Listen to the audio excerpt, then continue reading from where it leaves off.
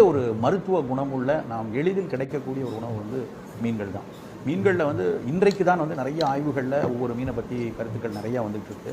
ஆனால் நம்மளுடைய சங்க இலக்கிய காலங்களில் இருந்து எடுத்துக்கிட்டாலும் சரி, சித்த மருத்துவ இலக்கியங்கள் எடுத்துக்கிட்டாலும் சரி, பல பாரம்பரிய மருத்துவ முறைகளில் சித்த மருத்துவமாக இருக்கட்டும், சீன மருத்துவமாக இருக்கட்டும், ஆயுர்வேத மருத்துவமாக இருக்கட்டும், உலகின் பல மருத்துவ முறைகள் எல்லாமே மீன்களை போற்றியிருக்குங்க.